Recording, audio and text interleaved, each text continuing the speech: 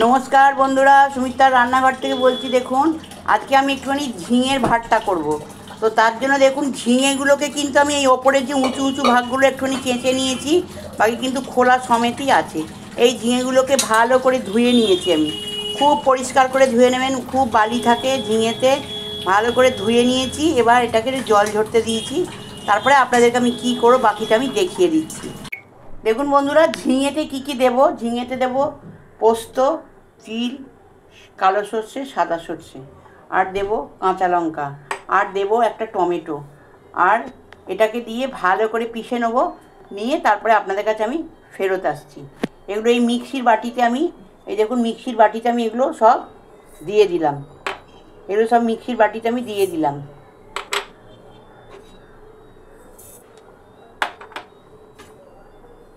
সব দিয়ে দিলাম মিক্সির বাটিতে। এগুলো ভালো করে পিষে নেব। নিয়ে তার মধ্যে একটুখানি পেশার পর কাঁচা লঙ্কা আর টমেটো আমি দিয়ে ভালো করে সব পেস্ট করে নেব। নিয়ে সেটা আপনাকে আমি দেখাচ্ছি। দেখুন বন্ধুরা এইগুলো সব পিষে নিয়েছি, আধ পেশা করেছি। এবার এর মধ্যে টমেটোটা দিয়েছি, আর দেখুন এর মধ্যে আমি যতটুকু হলুদ লাগবে, বেশি লাগবে না, অল্প একটু হলুদ লাগবে, এটাই দিয়ে দিলাম। সব একসঙ্গে পিষে নিলে সুবিধা হয়। তো একটু হলুদ দিয়ে দিলাম, আর একটু নুন, এতে যতটা পরিমাণ লাগবে এই নুনটা আমি এতে দিয়ে দিলাম। এবার এইটাকে আমি ভালো করে পিষে নেব। দেখুন বন্ধুরা ওর সাথে কিন্তু আমি এই রসুন আর পেঁয়াজ এগুলোকে ভালো করে পুড়িয়ে নিয়েছি, মানে ভেজে নিয়েছি আর কি, শুকনো খোলায় ভেজে নিয়েছি।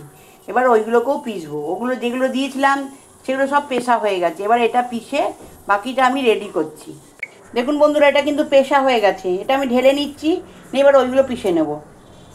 দেখুন বন্ধুরা তেলটা গরম হয়ে গিয়েছিলো, ওতে আমি একটু জিরে ফোড়ন দিয়ে দিয়েছি।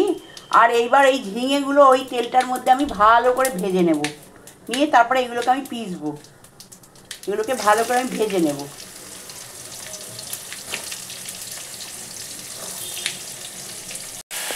দেখুন বন্ধুরা কতখানি ভর্তি ছিল, ভেজে ভেজে কমে গেছে। এবার এটাকে একটু ঠান্ডা করে তারপর পিষবো। পিষে তারপরে আপনাদের কাছে ফেরত আসছি। দেখুন বন্ধুরা এগুলো আমি এবার পিষে নিচ্ছি। ভালো করে পিষে নিয়ে আমি ফেরত আসছি।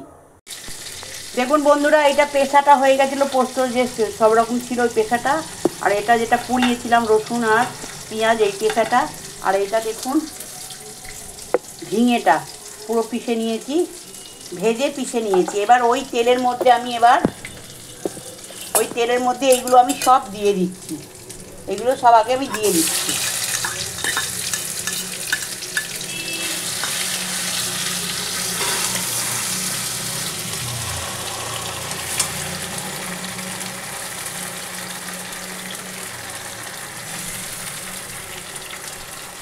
এটা দিয়ে তারপরে আমি ওটা দেব।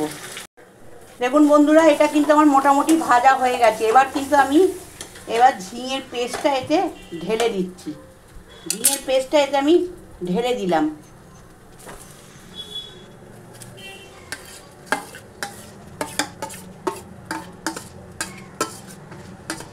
এবার এটাকে ভালো করে আমি মিক্সড করে রেডি করে নিয়ে আপনাদের দেখাচ্ছি। দেখুন বন্ধুরা এটা কিন্তু আমার মোটামুটি ভাজা হয়ে গেছে। এবার কিন্তু আমি ঝিঙের পেস্টটা এতে ঢেলে দিচ্ছি। ঝিঙের পেস্টটা এতে আমি ঢেলে দিলাম।